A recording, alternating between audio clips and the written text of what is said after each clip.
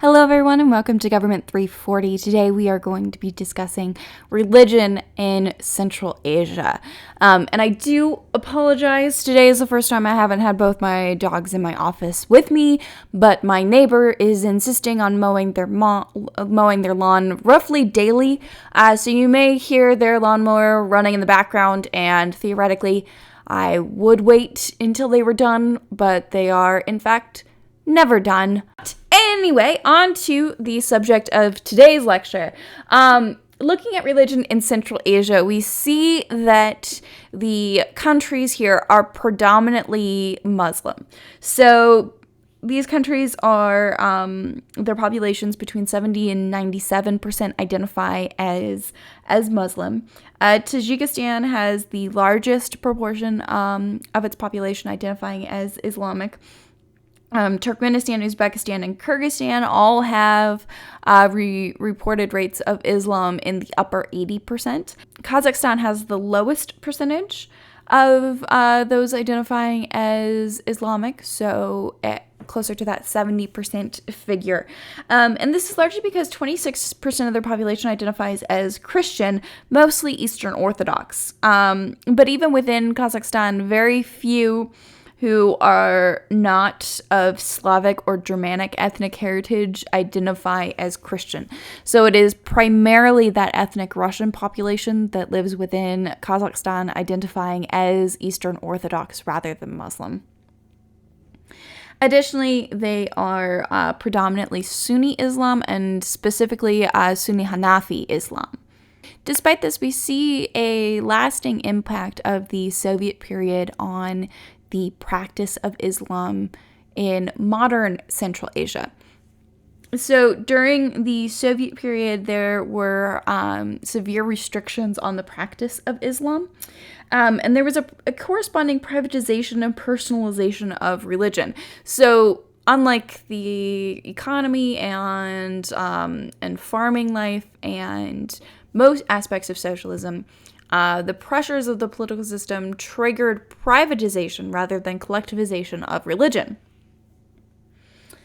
But the Soviets were not able to police the home to the same degree that they were able to police public life. So you saw a lot of religious practices moving from the public sphere into the private sphere. And this served to highly diversify practices. Because there were no longer religious authorities to dictate how people should practice. And Islam doesn't have a strict hierarchical structure with regards to practice. Unlike Christianity, they lack a specific clergy, but they do, local mosque leaders did have a lot of influence in how people practice Islam, but as the mosques were closing, and this public expression of religion was further restricted, you saw the practices that individuals engaged in differing a lot more than they had while religion was more institutionalized in public space. Additionally, you see the practices that are left in the public sphere being secularized. So instead of being explicitly religious practices, you see them instead being labeled as traditions. And we've seen this perception of them as traditions be maintained into the post-Soviet era.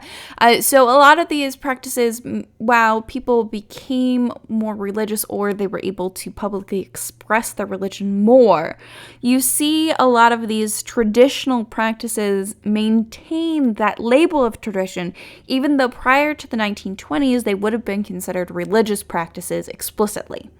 And we see these policies of privatization and personalization and the removal of religion from the public sphere carry over into Central Asian states in the modern era. So even though there was an Islamic revival of sorts in Central Asia, you still see the state remaining a secular entity. And this is maintained even as the state uses Islam as a reason for its justification and legitimacy. So it's used to justify its break with the Soviet era, that they're able to better represent their people. And part of the national mythos that you see in Central Asia is based off of the uniqueness caused by that being a majority Muslim region within the Russian Empire and the Soviet Union, and how this shaped development. But you still see the state explicitly being secular and still imposing some restrictions on the what are considered legitimate religious practices. And there's a lot of talk about an Islamic revival in the post-Soviet era. And we have seen a revival of sorts. So there's much more allowance for the practice of Islam in the public sphere than there was during the Soviet era. But the version of Islam being practiced today in Central Asia is not a revival of the Islam from the period prior to the USSR.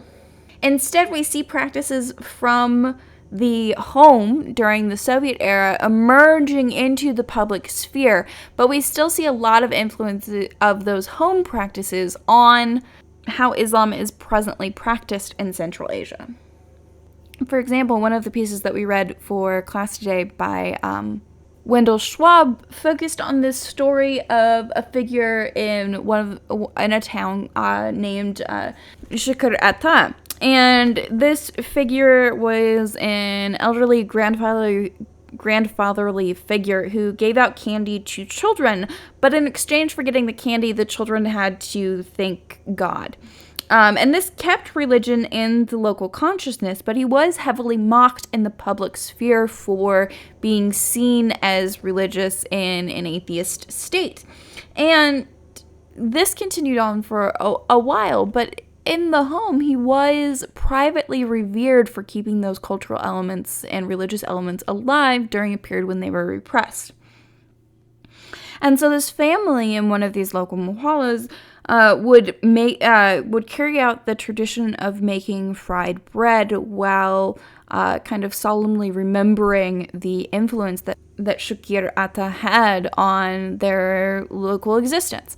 And during the Soviet period, this was a solemn affair, but in the post-Soviet era, though she was a young girl at the time, the main subject of Wendell's piece is carrying out these traditions with her son. And they've moved away from Muhalla, but they're continuing this practice of making bread and sharing it with their neighbors, and continuing to honor Shukr Atta with that act. But this practice of honoring Shukr Atta while they're making bread was only instituted because of the Soviet restrictions. If there had not been those restrictions, then they wouldn't have had this element to their cultural practice that they've maintained even in the post-Soviet era. And so Islam in Central Asia has changed rather radically as a response to the way it was governed during the Soviet period. And very much so, we see religion being a complex living entity that very much responds to the political, economic, and historical developments within a region. So there has been a high degree of change with this institution over time in response to challenges that the expression of religion has faced.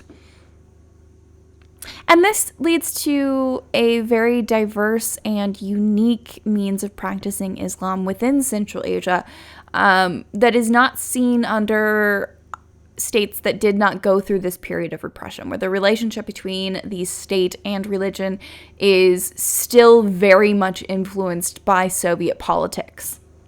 When looking specifically at the Islamic revival, we see it as a response to the collapse of the USSR, wherein there were no longer restrictions on the expression of Islam in the public space. So you see a revival, so you see the expression of Islam and the number of individuals identifying as Muslim, the number of people who identify as practicing Muslims increase in the 1990s and into the 2000s in a response to the collapse of a very restrictive regime. And you see religion very purposely being brought into the public space, and this serving as a means to express the breakage of the USSR and a break with the Soviet period. It's also a means for the state to justify its existence. So it's a reason why the present governments claim that they are better for ruling Central Asia than the Soviet government, is that they recognize that the majority of individuals in Central Asia are Muslim and allow them to express this identity in the public space. And so in that way, the new governments are better able to represent the population that they govern than the Soviet government was. And this has very readily been incorporated into their national mythos. And this occurs despite the fact that the state has remained largely secular, and the state has continued to monitor and police religion, favoring the promotion of a particular brand of Islam versus allowing people to practice what Islamic beliefs they want to. So the state tends to have, and the states in Central Asia tend to have fairly narrow definitions of what the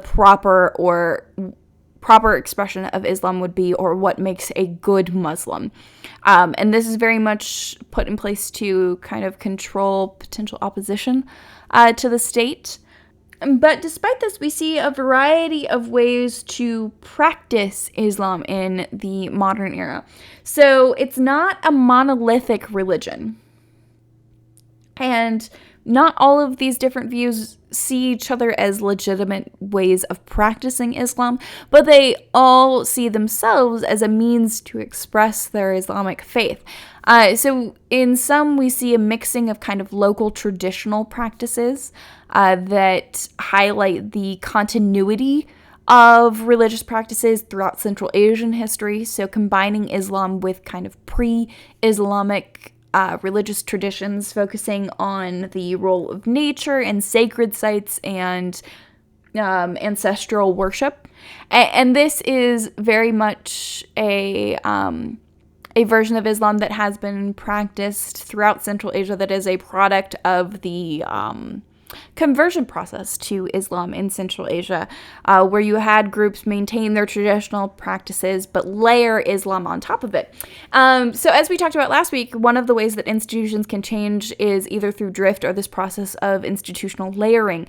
And we saw this layering very much between traditional practices and Islam, where certain traditional practices were recontextualized within the sphere of Islam. A similar thing happened with pagan communities in Northern Europe and the influx of Christianity. So a lot of Germanic practices with regards to Christianity are, in fact, pagan. So most of the myths around Santa Claus and Christmas, having an evergreen tree in your house, perhaps burning a Yule log, all of these are pagan elements that were reskinned into Christian celebrations later on. Similarly, almost all cultures have some sort of celebration to incorporate spring, or to celebrate the start of spring. And even the days of the week in English are not based off of any Christian figures, but instead off of Norse gods and goddesses. So, we have Monday, which is based off of the moon, Sunday obviously being the sun, and these are Germanic root words rather than Latin ones. Wednesday is based off of Woden, which is another word for Odin. In Norse mythology, Friday for Freya. And this kind of terminology and layering of institutions is very much present in Central Asia as well, where there were traditional practices that have been incorporated into Islam, and we still see those being practiced today. And this creates a unique branch of Islam in that it wouldn't be seen to be practiced anywhere else because those cultural practices that Islam is layering on top of didn't necessarily exist elsewhere. You do see similar layering occur elsewhere, but it won't be exactly the same as it is in Central Asian countries. And it is different across Central Asia. So the layering that we see in Kyrgyzstan is different than in Uzbekistan, which is different than that in Kazakhstan, where these groups have different traditional practices, though they may have many similar themes. The exact way these got incorporated into the region's Islamic beliefs may differ. We also have others who have maintained their support for secular statehood, and this is a version of Islam that very much comes out of the Soviet era, where people can now identify as Muslim, and they do overwhelmingly identify as Muslim, but they don't identify as practicing Islam. So from our readings, we can see that there is a clear distinction that people in Central Asia draw between identifying as Muslim and identifying as a practicing Muslim. And this difference really stems from whether they regularly go to mosques, if they regularly pray, if they observe Ramadan. Practicing Muslims have a much more forward-facing means of going about their practice, whereas those who only identify as Muslim may not be quite so vocal with their support for it, and may favor what they perceive to be a more modern approach to Islam that really very, very much stems from the Soviet propaganda about Islam contradicting modernity. You may also see these groups supporting the state's role in monitoring the practice of Islam in order to prevent radicalization. And we'll talk about this more on Thursday, but there is a lot of talk and a lot of propaganda about the potential for the radicalization of Islam in Central Asia. And this has produced an interesting dynamic between the state and religion, where people who are practicing Muslims are viewed as inherently a larger threat to the state than those who support secular statehood, who are identifying as Muslim but not necessarily practicing. And the state very much can view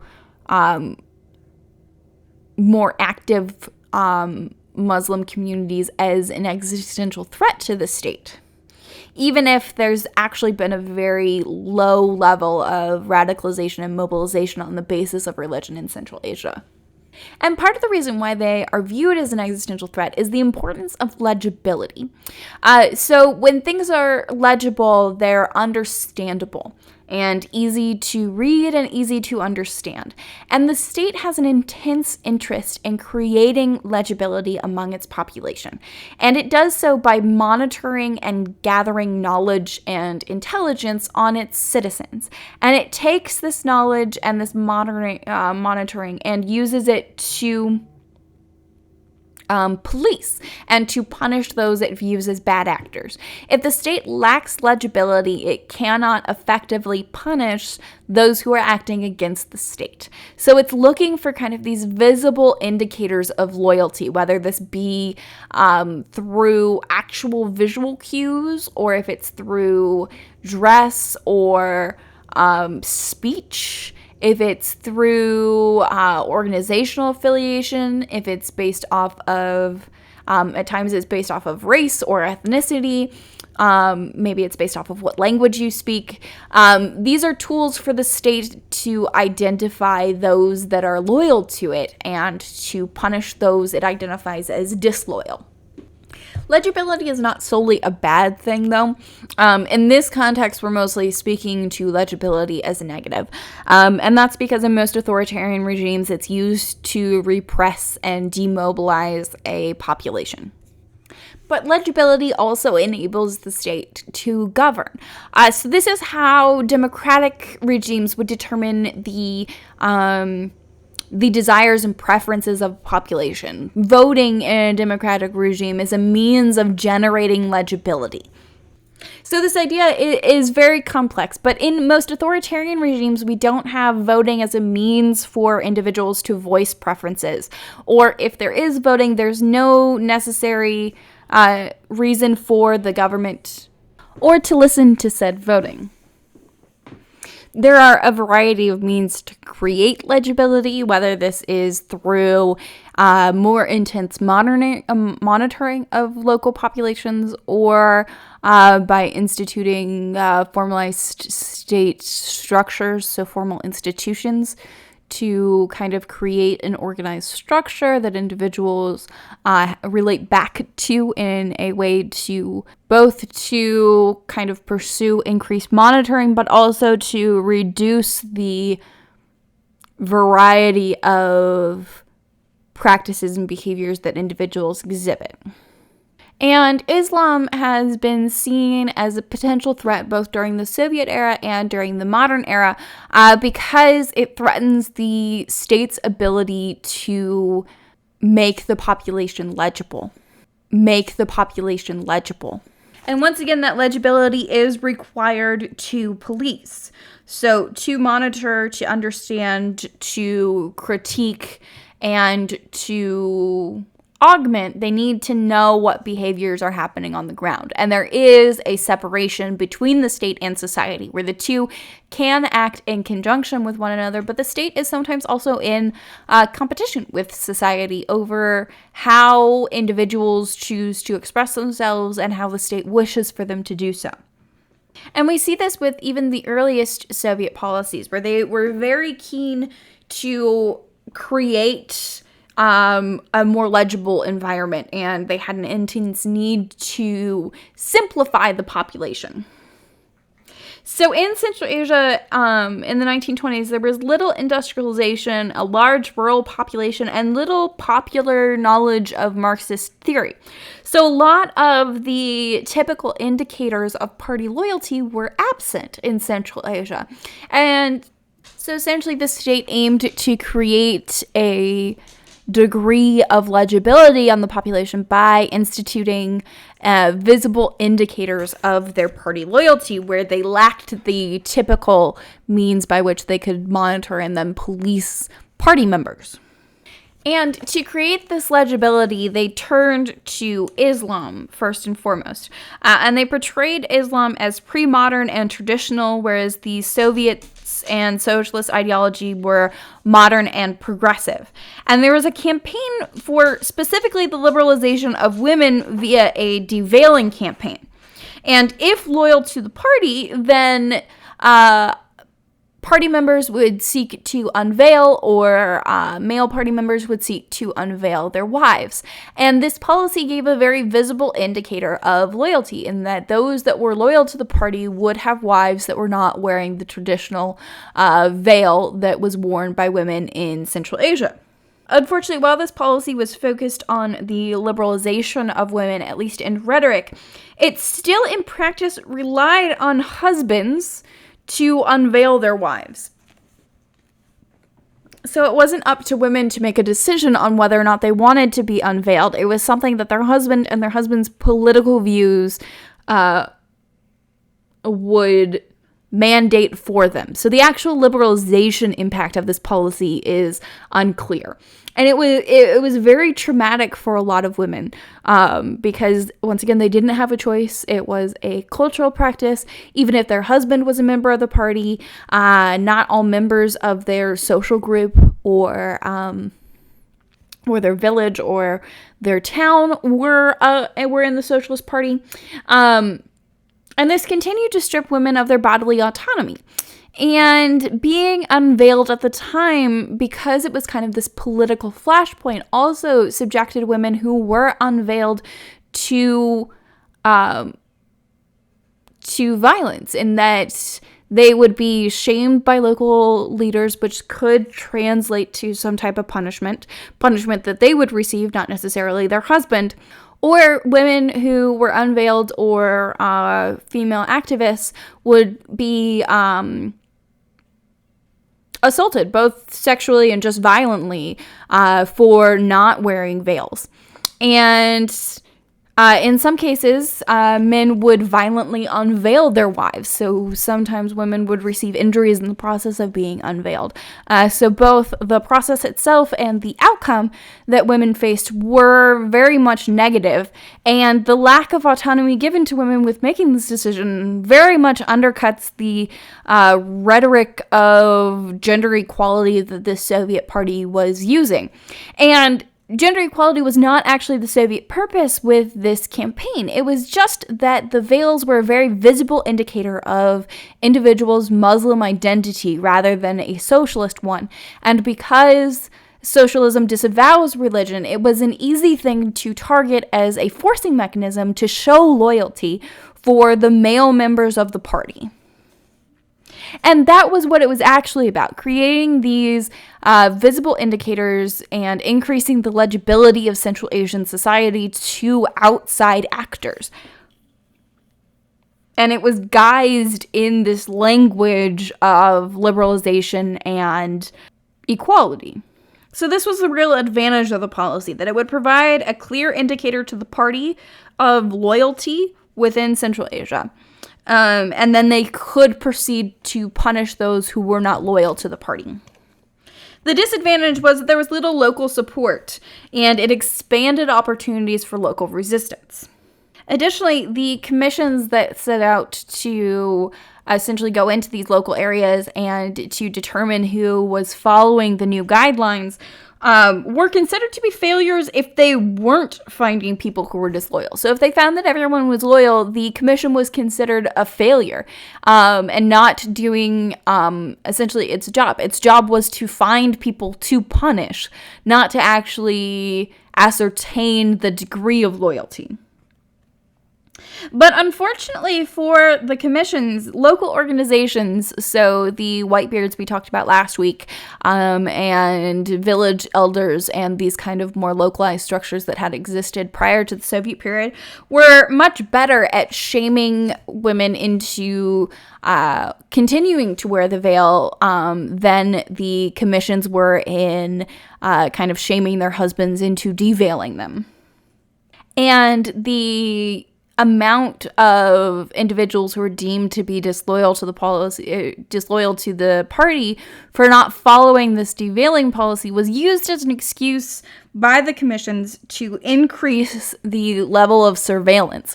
And it produced a cycle wherein the surveillance indicated disloyalty, which encouraged greater surveillance, which found more disloyalty, which encouraged greater surveillance, which in sum contributed to an increasing amount of repression being applied to societies in Central Asia.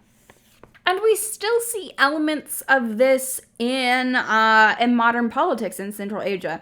So wearing a hijab or a niqab in Central Asia is often seen as an indicator of radicalism to the state. And the state is looking still for those visible symbols of loyalty to the regime, which often involves wearing traditional dresses from Central Asia rather than ones that are perceived to be traditionally Arab fashions. And this is really a continuation of the Soviet-era policies of finding those visible indicators and policing the expression of Islam in Central Asia and kind of this creation of an official Islam. And the policies in the 1920s were not interested in creating a new version of Islam that was approved by the Soviet regime. They were trying to eradicate expression of Islam. But this changed in the 1940s largely due to the unsuccess of the 1920s commissions and deveiling campaigns. So the failure of that to actually produce indications of loyalty led instead to the creation of the Sadum, which was an institution meant to create an official Islam that the state could then use to monitor the practice of religion. So the Sadum was an official state institution that was meant to create approved Islamic practices and generated a state-sanctioned version of Islam. And this enabled legibility and state capture of religion. So they co-opted a lot of religious practices in doing so. Negative repercussions for practice during the Soviet period remained, but it was less onerous for the state to police this version of Islam than it was earlier forms, because the official state-approved version of Islam provided enough legibility that they didn't need to repress the entirety of Islam anymore to achieve that level of legibility. They were able to pursue a more targeted form of repression. And we've seen these policies mimicked in the post-Soviet era as well. So rather than just kind of still policing Islamic dress and in particular targeting how women dress, they have also kind of created their own corollaries to Sadum. So initially in Tajikistan, they rejected the Sadum, seeing it as a Soviet-era repression of Tajik Islam, and they initially allowed a large degree of religious freedom. But because of that diversity in religious practices, the state started to lose out on the narrative of a legitimacy to the teachings of ulamos in Tajikistan. So ulamos are traditional Islamic teachers. They usually work in mosques and they provide narratives about religion. And these ulamos were gaining political influence vis-a-vis the state, where the state's own narrative about its creation and about its legitimacy to rule wasn't resonating with the population. So earlier in the semester, we talked about this in regards to framing, that however elites choose to frame an issue, it needs to resonate with the population. It needs to provide context that they find useful. And Rahmon's and the regime's narrative about Islam and the creation of Tajikistan and the regime's right to rule was losing resonance, while the teachings of the ulamos were gaining that resonancy. And in response to this, you see moves to standardize a correct form of Islam that created official ulamos and a successor organization to the Sadum, where the state recreated these institutions to generate an official Islam once again that provided legibility to the state. So the state knows this version of Islam and can target what it views to be deviant actors.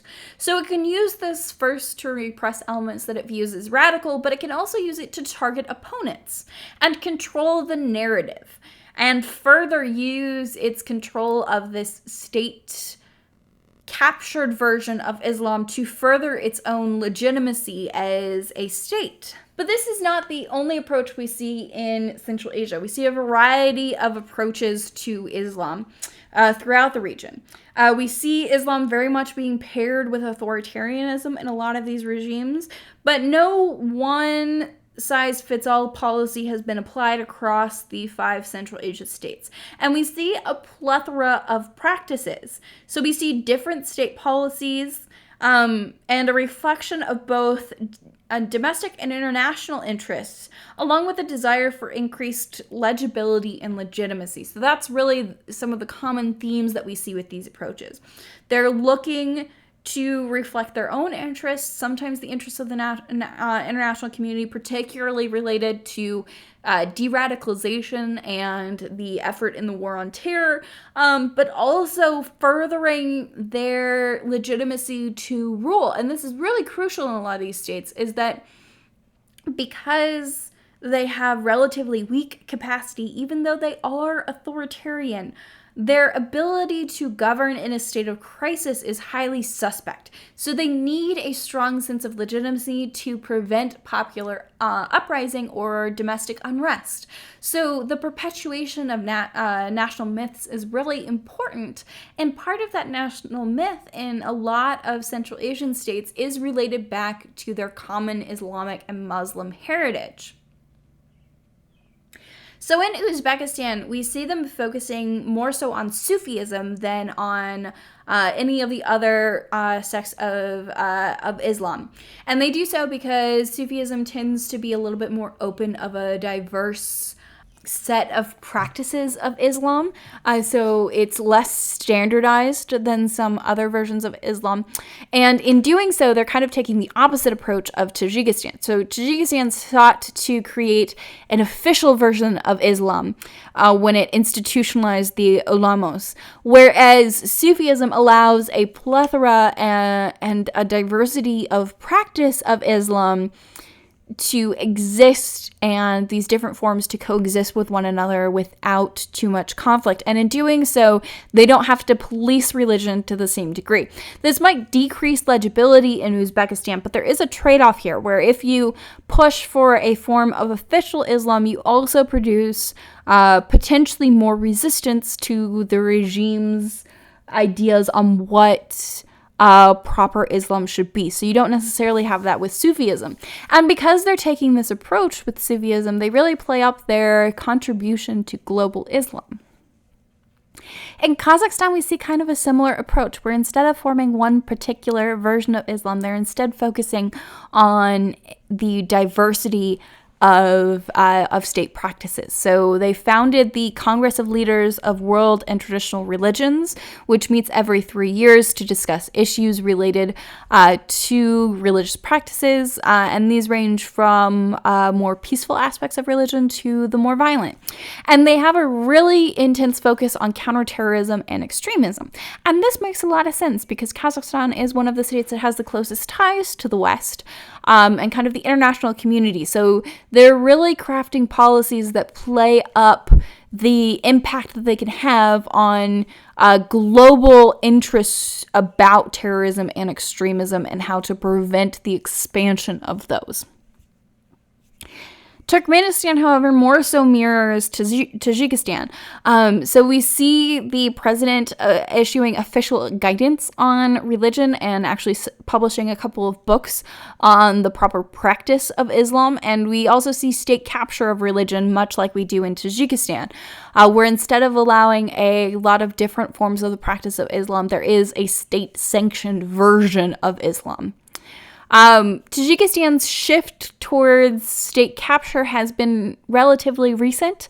So up until 2015, the Islamic Resistance Party of Tajikistan was an active and legitimate and recognized party in Tajikistan that was religious in nature.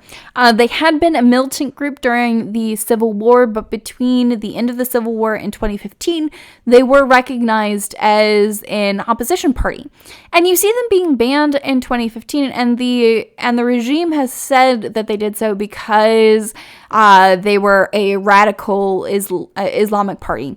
But this, once again, is kind of suspect given that the party had been active for a long time and its activities hadn't ramped up or turned more violent towards 2015. It's much more likely that the banning of the Islamic Resistance Party was the result of authoritarian regime consolidation and the ridding of open opposition parties. So the repression of the opposition versus repression of religion, but they're repressing the opposition on the basis of religious guidelines. In Kyrgyzstan, we see views on religious pluralism being an existential threat. And despite the wide variety of ways that Islam is practiced in Kyrgyzstan, the state still takes a very keen interest in regulating the public expression of religion. So much like Tajikistan and also like the Soviet period, the state is very involved in maintaining the expression of a certain form of Islam and an Islam that is not political. And once again, we'll talk about this more on Thursday when we're talking about radical Islam, where there's kind of this conflation between radical Islam and Islamic extremism and political Islam that is really detrimental to the expression of religion in some of these countries. There is a very big split that we see happening here between the policies instituted by Uzbekistan and Kazakhstan versus Turkmenistan, Tajikistan, and Kyrgyzstan, where the state's role in religion really differs across the board, and the way that they approach religious diversity or the state's role in maintaining secularism or in policing religion differ across regimes. But a lot of these attempts to create legibility are prone to oversimplifying what is going on with the practice of Islam in Central Asia. So in Central Asia, Islam has never been hegemonic or monolithic. It has been a mix of old and new practices. And this is normal across the globe and is normal in Central Asia, that there has been a layering of different institutions over time. And because it was repressed during the Soviet era, the institutions shifted over that 70-year period. And this has impacted both how individuals practice Islam in the modern era and how the state treats Islam and Islamic actors. The state often aims to use Islam as a way to police the population and gain legitimacy. But in doing so, it always has to oversimplify religion. The complexity of practice of religion and the fact that it is an ever-changing entity, regardless of how codified or official a religion may be, it changes, and it is a breathing, lived entity for the people who practice that religion or identify under a specific religion. That is a facet of their lives, and it's difficult to define it in one specific way. So this oversimplification does not reflect practice. And it sometimes unnecessarily forces religious groups to go underground to avoid persecution. So there are a lot of negative side effects associated with this oversimplification of the practice of Islam in Central Asia. And there's often a hyper focus on potential radicalization and terrorism when the actual empirics show that such things are relatively rare in Central Asia. And this focus has shifted things away from where perhaps their focus should be on other social ills that are more common to Central Asia, such as the large migrant worker population, or even alcoholism is a large problem in Central Asia. And the state does not focus on these issues because they're not explicitly securitized, whereas Islam is highly securitized in these countries.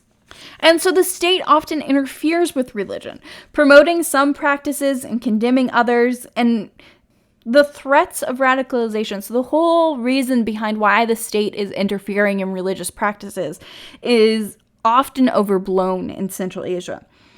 But we also see religion being used by people to resist state efforts to control. So it can become covert, and it's really hard to strip people of their religious identity. And practices are easy to adapt and to continue despite repression in a lot of cases, where they might become more tradition, or they move explicitly into the home rather than the public sphere. And it's often very difficult to monitor religion. And this is especially the case when local organizations engage in aiding this resistance. So when local organizations help individual practitioners of Islam avoid the monitoring of the state, a lot of these practices can continue for long periods of time because those private spaces are so hard for the government to make legible. And this is part of the reason why they're so aggressive in a lot of their policies towards religious communities, is that there is this ability for it to adapt to change and to repression. And religion to individuals is often a source of solace and something that they turn to in hard times. And increasing repression only exacerbates those reasons for turning to religion. And it's also heavily embedded in traditions and cultural practices. So the separation of Islam from the traditions of Central Asia has always been difficult, but it's only been more difficult by the fact that the aspects of religion that remained in the public sphere during the Soviet period became labeled traditions. So a lot of what would have been Islamic traditions in 1900 are now cultural traditions that are deemed secular. And this mismatch we see between how Islam is portrayed by the state and the actual practice creates a friction between the state and the populace. And this need not necessarily result in violence or conflict, but is an interesting facet of Central Asian governance, where they are far more concerned with the expression of Islam than you might assume. So they are majority Islamic, but the state's focus on creating an official version of religion and preventing radicalization and maintaining a secular government is something that we don't necessarily see in a lot of places around the world. And it is interesting that this is something that is being promoted in Central Asia that makes it a really unique site to study. That this dynamic between the state and religion and the level of animosity that the state holds towards religion is very much a remnant of the Soviet past, despite the revival of Islam in Central Asia. And on that note, I'll leave you guys off for today. I look forward to hearing your thoughts on Tuesday. This has been a really interesting topic, and I hope that it has made you guys consider how Islam is defined and maybe how these ideas and the way that the state treats religion in Central Asia can be applied elsewhere. So the differences between Central Asia and its treatment of religion and the Middle East, or even the United States and its treatment of religion, or state-religion relationships in Latin America. So a lot of different regions and a lot of different states treat religion differently. And we see variation within Central Asia, and we see variations across the Middle East and variations across Europe and across Latin America. And these differences are really important to consider with how states choose to rule, how they produce legibility, and where we might see locations of radicalization, and why it's more common in some places than others. But yeah, thank you guys all for listening to the lecture. Once again, I look forward to hearing your thoughts.